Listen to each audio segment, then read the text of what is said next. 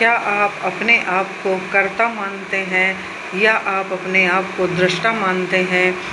अगर आप अपने आप को कर्ता मानते हैं तो आप गलत हैं, लेकिन जहाँ पर आप अपने आप को दृष्टा मानते हैं वहाँ आप सही हैं, क्योंकि कर्ता हम नहीं हैं। हम में से कोई भी इंसान कर्ता नहीं बन सकता है, क्योंकि जो भी ईश्वर कराते हैं वही होता है और कर्ता हमारे ईश्वर ही हैं। हम लोग सिर्फ दृष्टा हैं, हम लोग सिर्फ देख सकते हैं, बाकी हम कुछ बदल नहीं सकते, हमारे हाथ में नहीं है दोस्तों।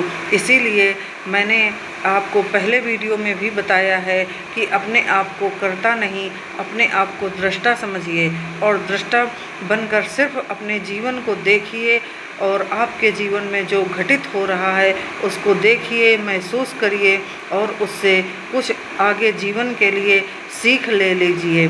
अगर आपको अपने जीवन में कुछ बदलाव लाना है तो आपको दृष्टा अवश्य बनना होगा, क्योंकि कर्ता बनकर आप सिर्फ अहंकारी बनेंगे और आपको हासिल कुछ भी नहीं होगा, क्योंकि अहंकार व्यक्ति को डुबो देता है। अगर आपको आगे ऊपर बढ़ना है, आगे जाना है और ईश्वर को प्राप्त करना है तो आपको दृष्टा ही बनना पड़ेगा।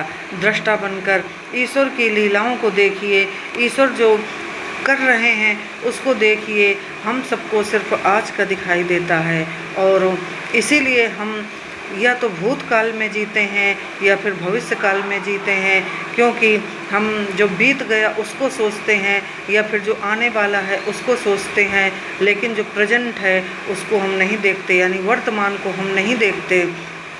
दोस्तों, हमें दृष्टा बन जाना है।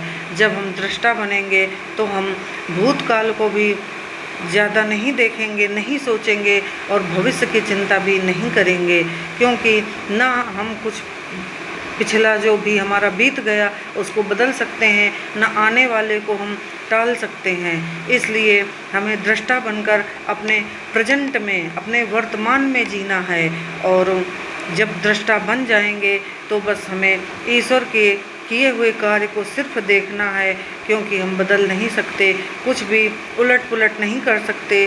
तो इसीलिए हमें दृष्टा बनना चाहिए और जैसे ही आप दृष्टा बनेंगे आपको महसूस होगा, आप अपने अंदर बदलाव देखेंगे और आप धीरे धीरे ईश्वर के नज़दीक होते जाएंगे। और यही जीवन का सत्य है और बिना ईश्वर के कुछ भी नहीं है।